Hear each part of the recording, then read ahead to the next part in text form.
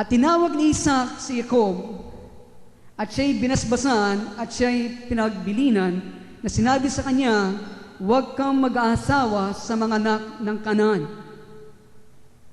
Tumindig ka, pumaroon ka sa Pandan Aram, sa bayan ni Bethuel na ama ng iyong ina, at mag-asawa karon sa mga anak ni Laban, na kapatid na lalaki na iyong ina. At ikaw ay pagpapalain nawa ng Diyos na makapangyarihan sa lahat, at ikaw ay palaguin, at ikaw ay paramihin upang ikaw ay maging kapisan ng mga bayan. At ibigay nawa sa iyo ang pagpapala kay Abraham sa iyo at sagpu sa iyong binhi upang iyong ariin ang lupaing iyong pinaglalakbayan na ibinigay ng Diyos kay Abraham. At pinagpagpaalam ni Isaac si Jacob, at naparoon siya sa Pandam Aram kay Laban, anak ni Bethuel, na taga-Sira, na kapatid ni Rebeka, na ina ni Jacob at ni Isaac. At tayo po lumundag sa talatang 10. At umalis si Jacob sa Beersheba at napasa dakong Haran, at dumating sa isang dako at nagparaan ng buong gabi roon, sapagkat lumubog na ang araw. At kumuha ng isa sa mga bato sa dakong yaon at inilagay sa kanyang ulunan at nahiga sa dakong yaon upang matulog. Ito pong ginawa ni Jacob. At sa talatang 12, at nanaginip at narito ang isang hagdan, a ladder, na ang puno ay nasa lupa at ang dulo ay umaabot sa langit. At narito ang mga anghel ng Diyos ay namamanhik manawag doon. At narito ang Panginoon ay nasa katastaasan niyon at nagsabi, ako ang Panginoon, ang Diyos ni Abraham na iyong ama, at Diyos ni Isaac. Ang lupang kinahihigaan mo ay ibibigay ko sa iyo at sa iyong binhi. At tayo po lumundag sa talatang 18. At si Jacob ay bumangon maaga na kinaumawagan, at kinuha ang batong kanyang inilagay sa ulunan niya at kanyang itinayo na pinakaalaala at kanyang binubuhusan langis sa ibabaw. At ay pinangalan niya sa dakong iyon ay Bethel. Dadapot ang pangalan ng bayan ng una ay Luz. At tayo po ay lumundag sa talatang 1 ng kabanatang 29. Na magkagayon nagpatuloy si Jacob ng kanyang paglalakbay at napaslupain ng mga anak ng silanganan. At siya'y tumingin at nakakita ng isang balon sa parang, at narito may 3 kawan ng mga tupa nagpapahinga sa tabi roon, sapagkat sa balong iyon pinaiinom ang mga kawan, at ang bato ay nasa ibabaw ng labi ng balon ay malaki. At tayo po ay lumundag sa talatang 9. Samantalang nakikipag-usap na siya sa kanila, ay dumating si Raquel na dala ang mga tupa ng kanyang ama, sapagkat siya ang nag-aalaga ng mga iyon. At nangyari na makita ni Jacob si Raquel na anak ni Laban na kanyang tiyo, na kapatid ng kanyang ina, at ang mga tupa ni Laban na kapatid ng kanyang ina, na lumapit si Jacob at iginayang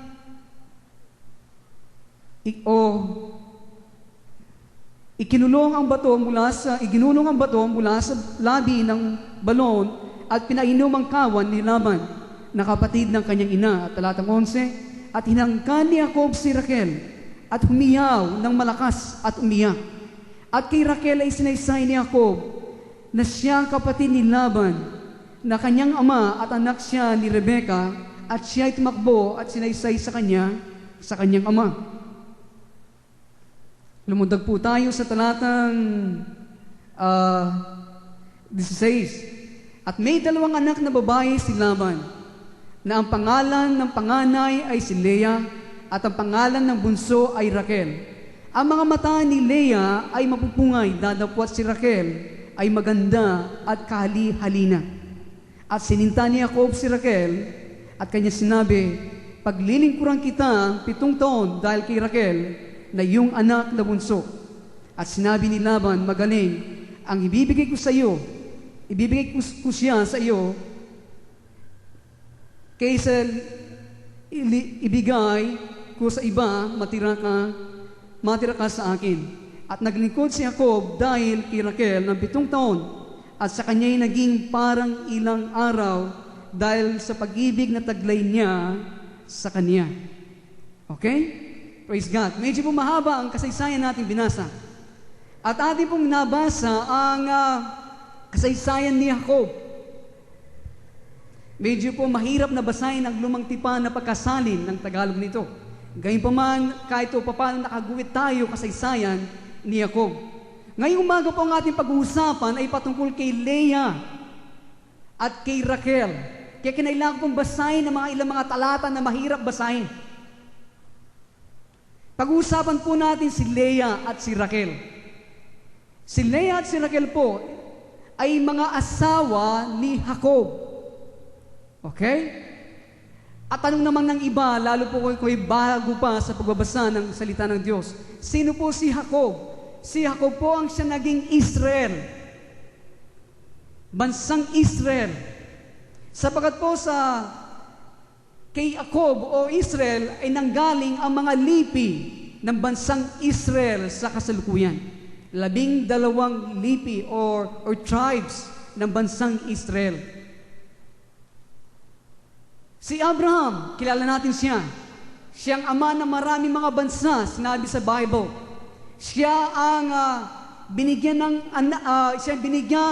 ng Diyos na isang sanggol, bugtong na anak sa kanyang katatandaan, at siya ang humingi sa anak na ito na ihandog na alam natin kasaysayan ni Abraham.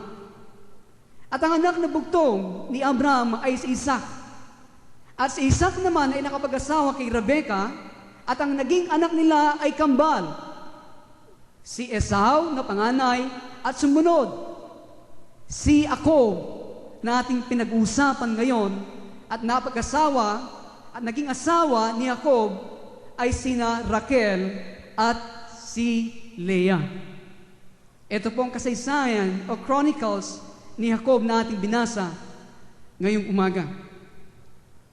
Subat ang ating pag-uusapan, hangkop sa ating buhay Kristiyano ngayon, ay patungkol kay Leah at kay Raquel.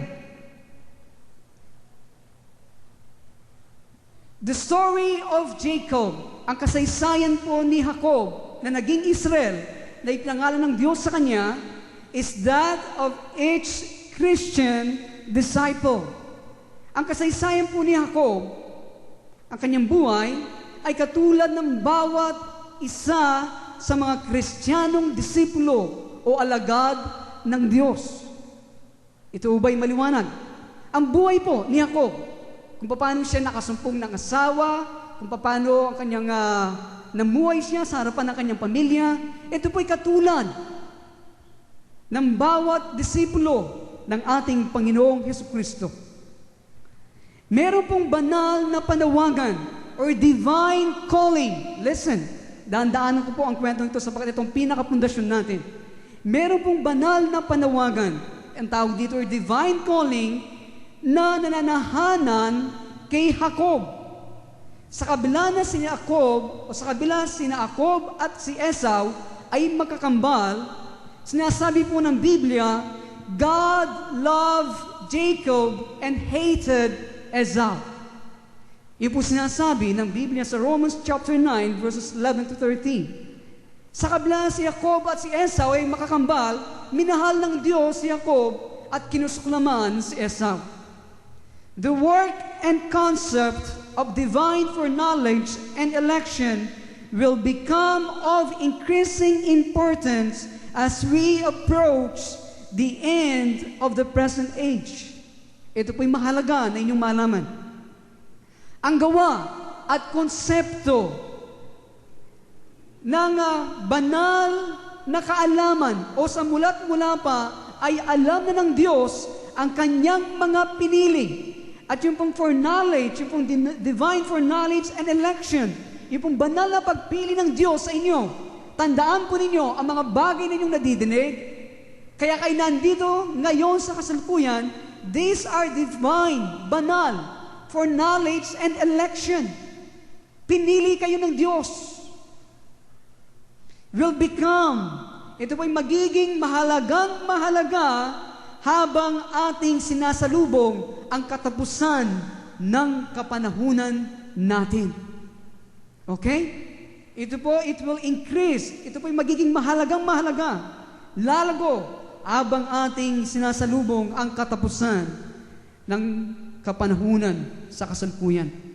Sa loob po ng iglesia, maraming mga iglesia kasalukuyan, meron pong parehong mga trigo ng Diyos or the wheat of God at mga damo ni Satanas or the tares of Satan sa loob po ng iglesia. The wheat are the children. The wheat are the true children of God. Ang mga trigo po, ang siyang tunay na mga anak ng Diyos. Sila'y napili ng Diyos noong pangpasimula.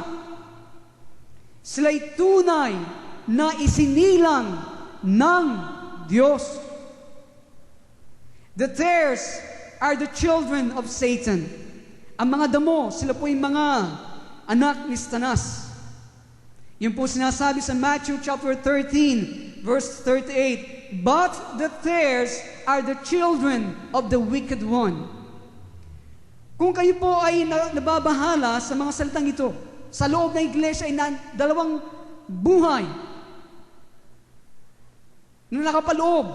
Kung tayo po ay nababahala, kung tayo po ay tunay na tinawag ng Diyos, huwag po tayong maghalala sa bagay nito. Kung tayo ay tinawag o hindi. Ang mahalaga sa kasalukuyan ay yung ginagawa ang kalooban ng Diyos. Kung inyong ginagawa ang kalooban ng Diyos sa abot ng inyong makakaya. Amen? Kaya sinasabi, let Him make His calling and election certain by seeking the Lord with all His heart. Kaya ating pong gawin ay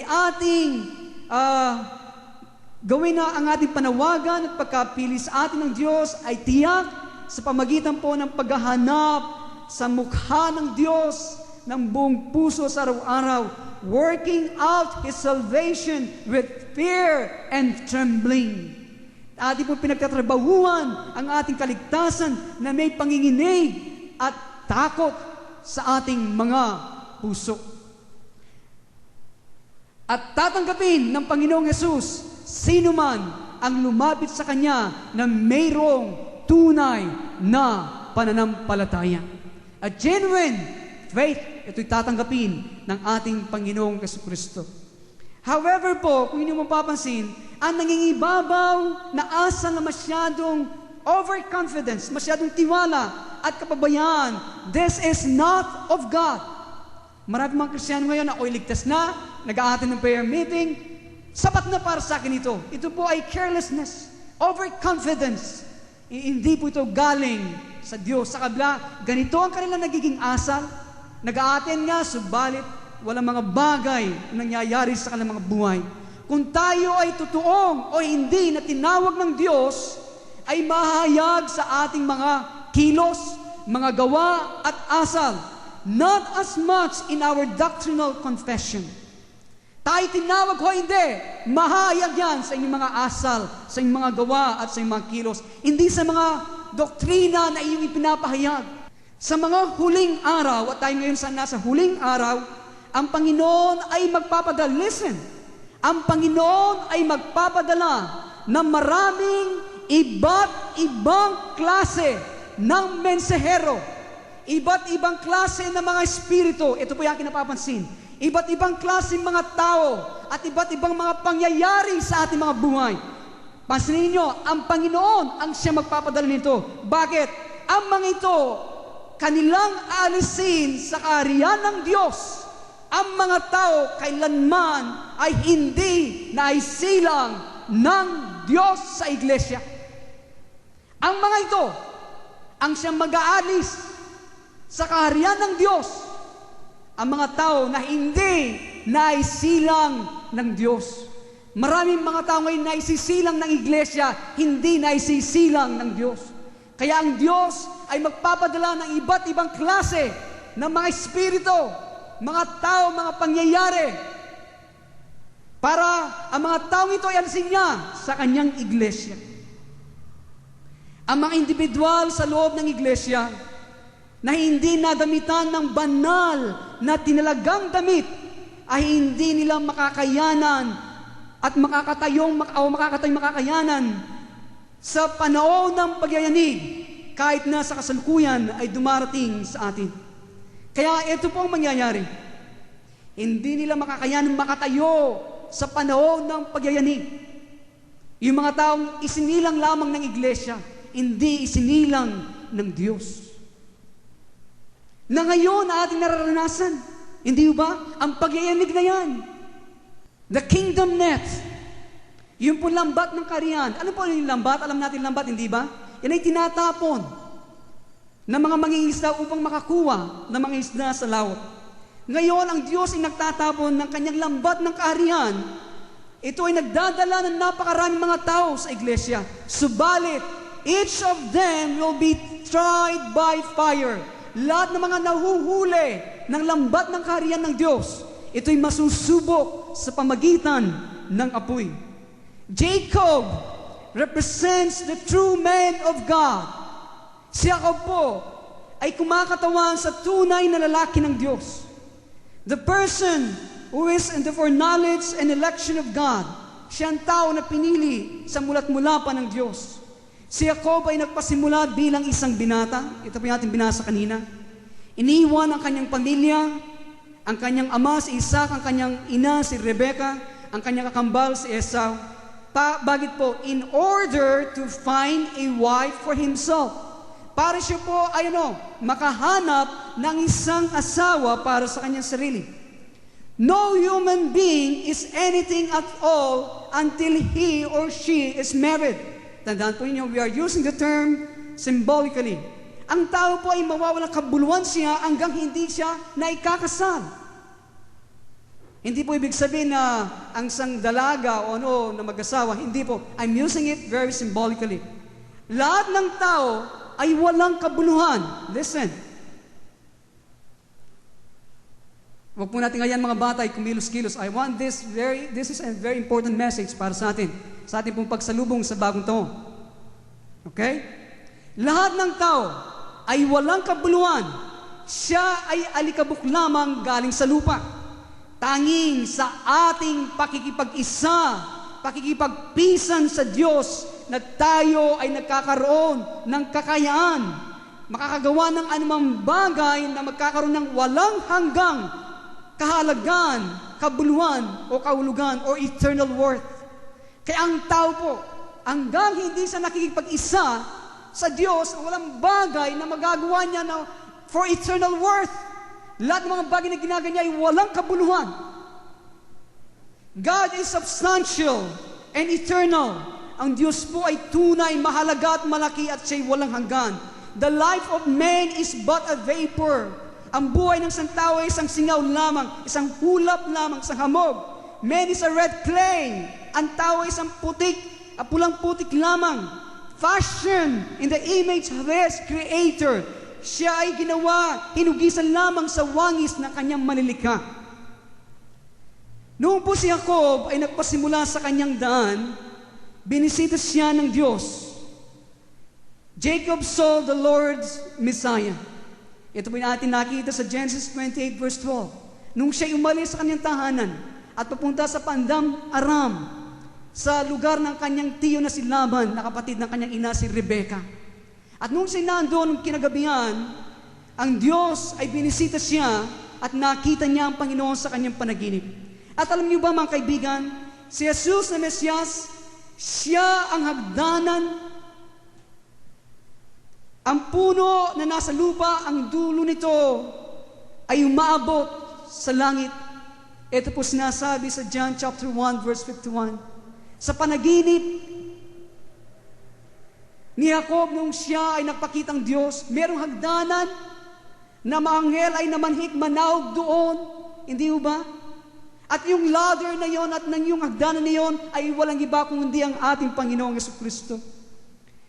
Ang hagdanan ng Diyos ay laging nakatayo dito sa ibabaw ng lupa at hindi sa langit. Ang mga anghel ng Diyos ay pumapanik, umakyat, pakatapos bumababa sa hagdanan dito sa lupa. Ang gawain ay nagpapasimula at natatapos dito sa lupa. Remember that. Ang buhay at kalwalatian ng kaharian ay dumarating mula sa langit.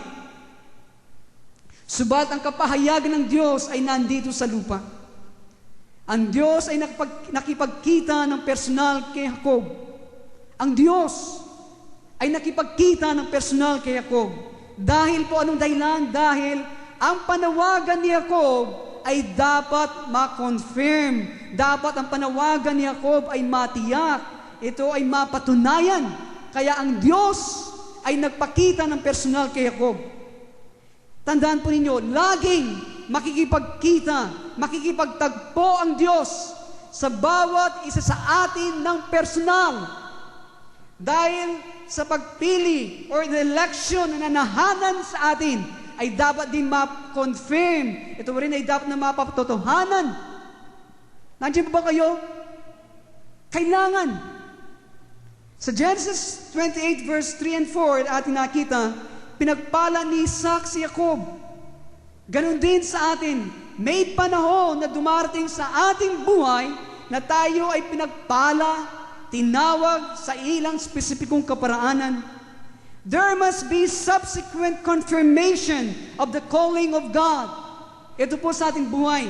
Dapat po magkaroon ng sunod-sunod na katiyakan, ng pagpapatunay, ng pagpapatibay, ng panawagan ng Diyos sa atin. Nandiyan ba kayo? Ito po'y napatunayan ko sa aming buhay. Merong mga sunod-sunod na pagpapatibay ng Diyos sa panawagan niya sa amin. Sa kabila ng maraming mga pagsubok ng buhay. Lalo na sa mga bagay na mga Diyos. Lalo sa mga bagay na kanyang nice gawin sa atin sa inaharap.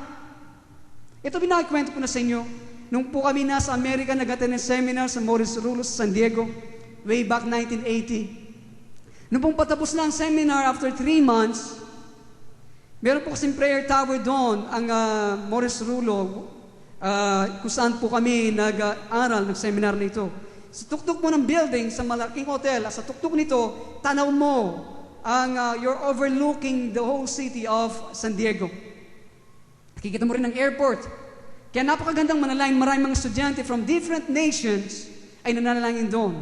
At nung po kami ay sumakay ng elevator, pagdating namin sa prayer room na yon, puno ng mga tao, mga kaklase namin from different nations.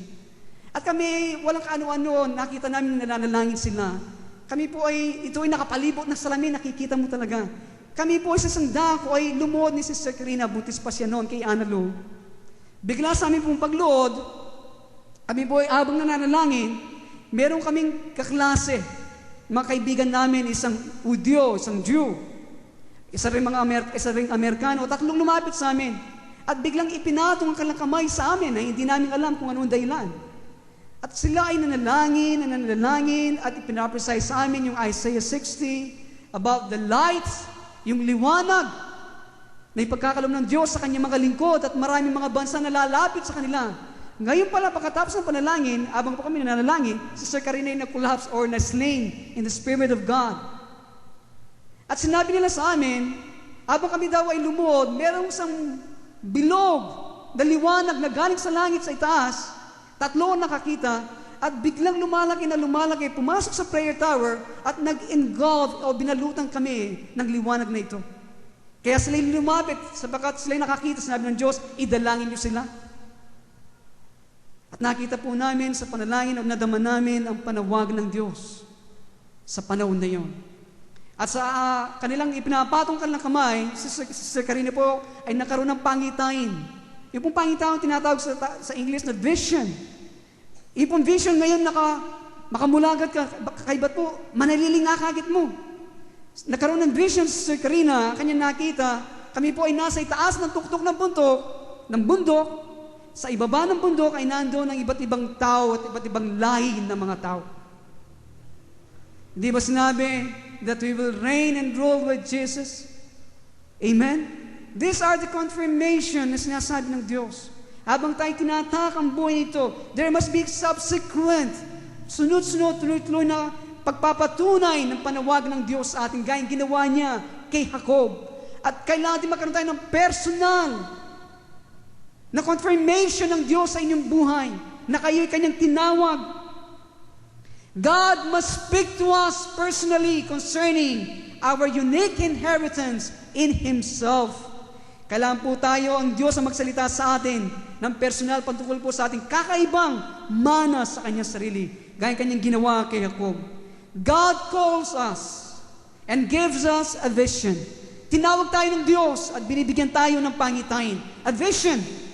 Kaya tayo po ay aalis para hanapin ang ating magiging asawa at hahanapin ang katunayan nito sa espiritual na kaharian. Tanging sa espiritual na kaharian lamang mayroon substance, mayroong halaga, mayroong buhay at walang hanggang kagalakan. Amen? Tanging sa espiritual na kaharian, doon po tayo maghahanap ng asawa, walang iba kundi ang ating Panginoong Jesucristo. Hindi po sinasabi na meron kayong asawa ngayon, maghahanap pa kayo ng iba. No, not the physical realm, but the spiritual realm. Amen? Doon natin hanapin ang ating magiging asawa, walang iba kundi ang ating Panginoong Jesucristo. Si Jacob ay hindi niya kailangan maghintay na matagal. Nung sa oras na siya ay nakarating sa lupain ng kanyang mga kamag-anak, ang ilan sa inyo, hindi na kailangan maghintay na matagal. He found Rachel. Kanyang nasumpungan si Raquel. Matukso kong magsalita. Nasumpungan niya si Raquel. Si Raquel was beautiful. But Leah, her sister, was plain and unattractive. Subalit po may kapatid si Raquel. Ang kapatid niya si Leah. Siya po ay plain, simple lamang, hindi siya kaakit-akit, due apparently to the appearance of her eyes. Ito po sinasabi. Baka sa kanyang mga mata, kaya hindi siya gaanong maganda. Ang mga disciple po ni Jesus ay nagkaroon po sila ng mahinang mata para sa sanglibutan. Hindi ba? Ang mga disipulo, ang mga alagad ni Kristo, ay nagkaroon silang mahinang mata sa mga bagay sa sanglibutan, gaya po sa television. Nagnanakaw ng inyong panahon. Dati po ko addict sa television. Ngayon sinoli ko ng television, kahit na binabalik pa sa akin. Sabi ko, gawak sir ng potang bagya, agit kayo itong programa, aron ka santing nanine. Nakaidata ka lala kong balong i-preach. Nakaringa sa mga galat nga harapan ng television. Gagawan mo yan eh! Ang naging Bible ng maraming Kristiyano ngayon ay television. Sana maging mahina ang ating mga mata sa sanglibutan, pero malakas ang ating mga mata sa mga bagay na makadiyos. Amen? Naalala ko si sister, nandiyan si sister. Ayun, anong pangalan ko, sister? Patawaran mo ko. Ano kasi ilagay mo, sister? Sister, kasama ng Brother Benji, sister Lydia. Ipag-sharing kayo po. Ganito mo kanya sharing. Kasi po dati dito sa Lourdes, diyan ay nakatira sa mga squatters, nandiyan lahat ng sugal, lahat sabihin mo na parang tondo. At meron silang television. At alam niyo ba, sila nalipat dito sa Manibog, sa laot. Ngayon walang kuryente yata doon, no, sister? Kaya walang panahon yung television. Alam ba niyo sinabi niya? Lumago kami. Wala na kaming panahon sa television. Ngayon, Bible na lang. Yung mga anak ko nag-backslide, nagbalik sa Panginoon. Kaya sabi ko sa inyo noon, dati kapag ang puso ko ay malamig, nasa harapan ako ng television. Hindi ko sinasabi malamig yung mga puso. Eto lang sa akin. Diyos ko tayo yayarin. Jacob served Laban for 7 years. Si Jacob po ay naglingkod kay kanyang uncle, kay Laban, para po sa kabayaran ng kamay ni Raquel. Subalit nung gabi, pagkatapos ng ikinasal, ang ibinigay sa kanya ay si Leah. Subalit isang linggo na nakaraan, tinanggap ni Jacob si Raquel. Kasi po yun ang nangyari sa kanya, what you saw, you shall. Pero po, sabi ako, basa niyo rin Bible yun, makanini. Makapakanyan lang. Ringalo, makanyan nga kahit kugera. Burita mo itang Rachel, okay? Is that which we desire of God and of life. Ito pong bahagi ng ating banal na panawagan at mamanayin. Nagdadala ng kagalakan sa atin. Ano ba yung mga mana natin na tatanggapin kay Kristo? That sinasabi that we are kings and priests of God, that we shall reign and rule with Jesus, that we will be a righteous judge of nations. Ito po yung mga mamanahin natin kay Kristo balang araw. During the millennium, sa 1,000 taon na paghahari ni Kristo, yun ay nagbibigay ng kagalakan sa atin. These are our callings. Pero dapat natin pagtiisan si Leah. Ito ang ating krus dahil sa kagalakan na dinudulot ni Rachel. Okay? The vision of joy moves us to press on and on. Iyon pong pangitain natin sa kagalakan na ibibigay ng Diyos sa atin. Ito po ang nagpapakilos sa atin na tayo magpatuloy na magpatuloy. Gaya din ito pong aklat natin binabasa sa Revelation 10:10. The book of the Lord's calling, yung pong aklat ng Panginoon na panawagan niya sa atin, ito po ay matamis sa ating bibig. But in our belly, it is bitter. Hindi ba? Ito'y mapait pagdating ng pagkain na ito, pagdating sa ating tiyan. Although Jacob was a schemer, sa kabila po ni si Jacob ay isang taong mapagbalak ng maraming mga gawa, he did have integrity. Sa kabila po si Jacob ay marami sa mga plano, marami sa mga ginawa hindi karapat-dapat. Siya po ay merong integridad, merong siyang katapatan. He did not divorce Leah. Yung siya po gumising, nakita si Leah kaysa si Rachel, hindi niya dinivorce si Leah. Si Leah ay nanatiling asawa ni Jacob hanggang siya ay mamatay. Inilibing ni Jacob si Leah sa yunggid na Macpela sa lupain ng Kanaan kung saan inilibing sina Abraham na kanyang lolo at si lola niya si Sarah, si Isaac na kanyang ama, si Rebecca at si Jacob mismo ay sa huling panahon ay inilibing din sa libingan na ito. Marami mga Kristiyano sa kasalukuyan ay kulang ng integridad, katapatan. Ang mga tao ay naging mapagmahal sa kanyang sarili. Kapag anumang bagay o anumang pangyayari na hindi sila nabigyan ng kasiyahan or inconvenience to them, ito'y kanilang alisin kahit na madudungisan ang kanilang karangalan sa paggawa nito at maiwasan ang integridad nito. Hindi nila tatanggapin ang kapaitan kasama ang matamis. The person of integrity will choose pain rather than betray a trust. Ang personal na sa isang tao na mayroong integridad ay kanyang pipiliin ang anumang pagtitiis kesa pagtaksilan ang pagtitiwala. A person lacking in integrity will betray any trust rather than suffer pain. Ang isang tao na kulang ng integridad, kanyang pagtataksilan anumang pagtitiwala kesa siya'y maghirap at magtiis. They desire Rachel. Ang ninanasa nila si Rachel. Kanilang nakuha ang bahagi ng Diyos na attractive sa kanila. Subalit, sila'y tumatanggi na makibahagi sa pagdudusa ng Mesiyas. They seek the joy, the glory, and the honor of the kingdom. Ang kanilang hinahanap ang kagalakan, ang kalwalatian, ang karangalan ng kaharian ng Diyos. Subalit wala silang intensyon na magtiyagang magbata, magtiis sa krus na ibinibigay ng Mesiyas sa kanila.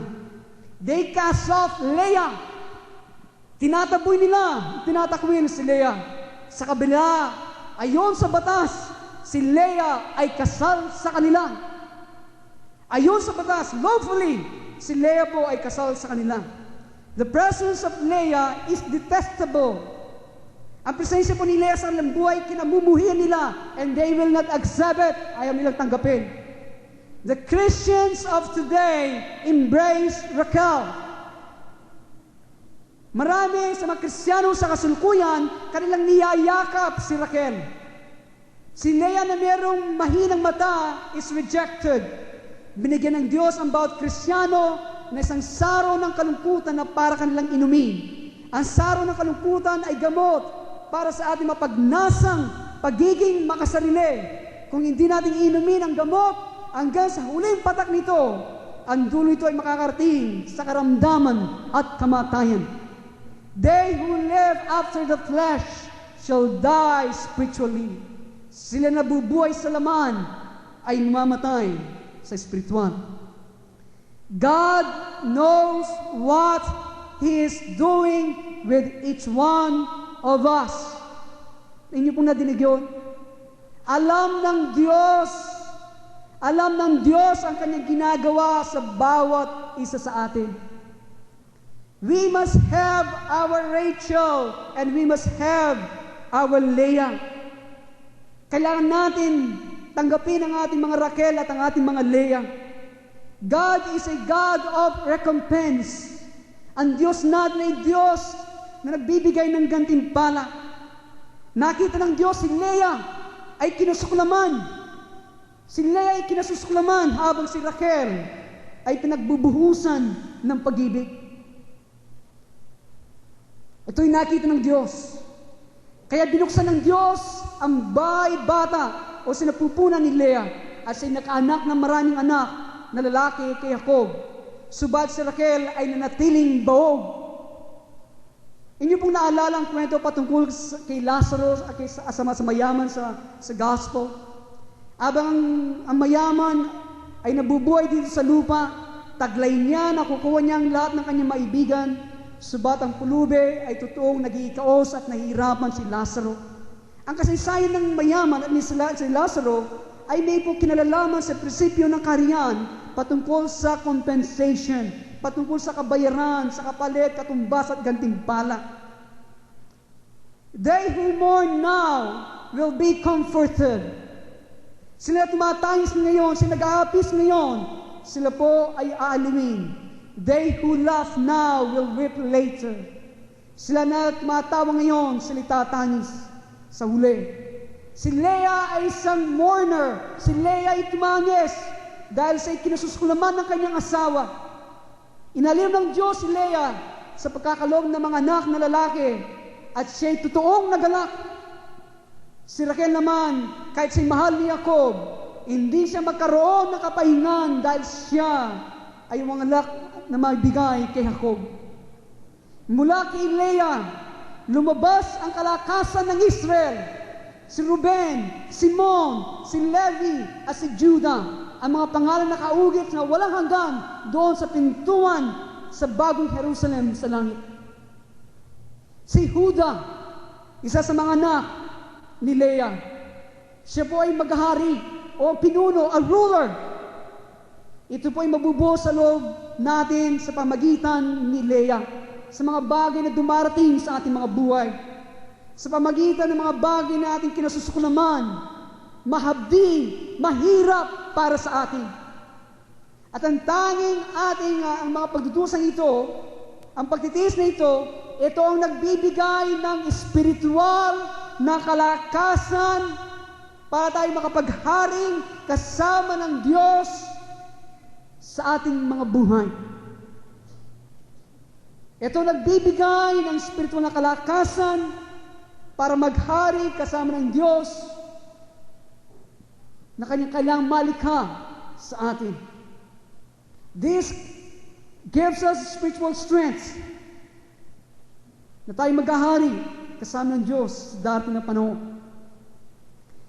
Ito hinuhubog ng Diyos sa salkuyan. Hindi nyo namamalayan. Maraming mga pangyayari dumarating. Alam niyo sa aking buhay lang maraming mga bagay na dumarating. Subat salamat sa Diyos dahil sa Huda, sa Leon, the Lion of Judah, na kanyang binubuo sa ating personalidad, we can stand and we can roll. Kapag kailangan lumabas yung Leon, kailangan lumabas yan. Kapag kailangan lumabas yung Agila, kailangan lumabas yan. Hindi ba yung ating napag-usapan? Kapag kailangan yung baka, the burden bearer, sa ating personalidad, kailangan lumabas yan. Ito may dumating sa akin. Mayroong ginagawa ang Diyos sa aking buhay, na minsan po may nangyari sa akin talagang ngayon pa lamang. Alam niyo po na mayroong kahinaan ang temper ko. Isang araw po talagang parang nagalit ako ng todo, nasayad. Pagod ako, minsan po ganito kumikilos ng kaaway. Sinasagad ka, pagod ka, pakatapos doon ka, papasukan, puputok ang bigla, you will flare up. Alam niyo po, pinagbabasa ko mga baso. sa galit ko? Parang lumalaban sa akin na hindi ko naman dating nakikita sa Kanya. Pero after that, kinonvict ako ng Panginoon, what have I have done? Nagsisi ako kagad, tumayo. Dati-dati hindi na ako makapag-preach, hindi na ako makatayo. But God has developed within me that lion to stand again right away. Na alam ko ito gawa ng diablo. Alam ko mga bagay na mga nangyayari sa ating mga buhay, these are designs. Ang mga bagay na nangyayari para bang nag-away o na ganito, these are the designs of Satan to bring us down. Pero kagad, salamat sa Panginoon, tayo kagad sa mga pangako ng Diyos. Bumalik kagad yung sigla, dumating kagad yung kabanalan ng Panginoon. This have to come. And I thank God for that. Akala po ng iba, masyado akong banal, tahimik na hindi nagagalit. Pero that divine indignation, sa kabila at sumobra, I thank God for that. Ibinalik kagad ng Diyos, kagad nakatayo, para bang the lion within me is roaring. You have to face the enemy. And God gave me wisdom, binigyan ako ng karunungan ng Diyos sa ibang kaparaanan. Amen? Hallelujah. Levi, isa sa mga anak ni Leah, the priest of God, sapagat po sa lahi ni Levi, dito lumabas ang mga saserdote ng Diyos. Dapat tayong magtiis na maraming bagay, buong tiyaga na dinadala, pinapasan, parang walang katapusan na mga irritation, mga harassment, mga legalig na pinadadala ng Diyos para subukan tayo at refine tayo, dalisayin tayo ng Diyos kung tayo ay magiging saserdote ng Panginoon at maging pintuan sa banal na syudad ng Diyos. Amen? Praise God. Kulang po ang ating oras, 11:45 na. Bisa ko pa po? Ano ko bububulag eh? Now, it was Rachel's turn to mourn. Ngayon po, panahon ni Raquel, siya naman ang tumangis. Wala siyang maibigay na anak kay Jacob. She had no children. Subat nasusulat, blessed are they that mourn, for they shall be comforted. Amen? Mapalad na sila'y tumatangis sapagat sila ay aaliwin. At alam niyo po, dahil dito siya'y binuksan ng Diyos ang kanyang bahay bata at lumabas kay Raquel, si Joseph, si Jose. Si Joseph is a deliverer of nation. Siya po ang tagapagpalaya ng mga bansa. He came from Rachel. Siya po ay nanggaling kay Raquel. Hallelujah. Hindi kong babasay sa Genesis, alam natin kasi sign po ni Joseph, hindi ba? Siya'y binenta ng kanyang mga kapatid. Itinapon sa balon hanggang sa makarating sa Egypto at bilang isang alipin hanggang siya'y naging pangalawa ni Paraon. At sa pamagitan noon, dumating ang taggutom sa buong lupain. At alam natin, ang Paraon ay nanaginip. Meron 7 taon na kasaganan, may 7 taon na paghihirap. At hindi malaman ni Paraon kung anong kanyang gagawin, sino pwede mag-interpret ng pangitain na ito. At mula sa bilangguan, tinawag si Joseph. Sinabi niya, etong mangyayari sa lupain ng mga lupain. At sinabi ng Paraon, nasa iyo ang Panginoon. At kagad itinayo siya, pangalawa ng hari. At sa pamagitan niya, nabuhay ang maraming magbansa sa panahon ng tagutom. Kaya siya'y naging tagapagpalaya ng maraming bansa. At siya'y lumabas kay Raquel. One of the greatest mistakes a Christian can make is to reject either Leah or Rachel. Both Leah and Rachel were the lawful wives of Jacob. Isa pa malaking pagkakamali natin ng mga Kristiyano, kung ating gagawin tatanggihan si Leah o si Raquel. Kailangan po natin pareho ang dalawang ito, sapat asawa natin ayon sa batas. Okay? To reject Leah, tanggihan po si Leah, ito po yung pagpili na mamuhay na masarap dito sa sanglibutan. Ito po ang ating pagtatangka na gawin, gumawa ng paraiso dito sa lupa kapag tinanggihan po natin si Leah. At ito po ang pipigil sa ating paglago para magkaroon ng spiritual na kalakasan. Kaya pag ginawa natin ito, ang ating nawala ay ang kariyan. Dahil ang kariyan po ng Diyos ay ang maghahari bilang isang ganap at makaharing saserdote sa ibabaw ng material na kariyan. Kaya ito pong mangyayari kapag tinanggihan natin si Leah. Si Leah na ating kinasuskulaman, ang siya nagbubuo, pinoporma sa loob natin ang kautusan ng Israel, the law of Israel, the moral iron of him who struggled with God. Leah formed in us the strong heart of a priest. Si Leah po, siya po nagbubuo sa atin, pinoporma sa loob natin ang isang malakas na puso ng isang saserdote. The person who is willing to bear the burden of others, ito po kailangan magkaroon siya at malaman niya si Leah. Ito po yung ating mapapansin kung paano po si Aaron, ang unang saserdote, ay inutusan na dalhin ang pasanin ng bansang Israel sa kanyang balikat at ang kabalisan ng mga tao sa kanyang puso. Ito po yung ating masusubukan sa Exodus chapter 28, verse 12 and 29. Ito po yung binabasa ko mga verses for the sa recording na ating ginagawa. Subalit, to reject Rachel, on the other hand naman po, sa kabilang dako, ating nawawala ang ating kaugnayan sa mga tao or attached to the people o sa sanglibutan. Dahil ito po ang pagiging masyadong espiritual. Ito nang mangyayari kapag ating tatanggihin si Raquel. Ang mangyayari po ay mawawala ang kaugnayan sa mga tao. Sapagat ang iyong gagawin ay ang mangyayari magiging masyado tayong espiritual. The nations of the earth are waiting to be loved. Ang mga bansa po dito sa sanglibutan ay kailangan at naghihintay na mahalin. They are waiting for deliverance, for spiritual kings and priests na dumarating at maghahari sa kanila at aalagaan sila. Pero po si Leah, ang siya magbibigay sa atin ng bakal, subalit si Rachel, siya po magbibigay sa atin ng pag-ibig para sa mga tao. Nandiyan po kayo? Kung i-divorce si Raquel, ito po ang ating pagtangka na maging hanghel ng Diyos kesa maging tao.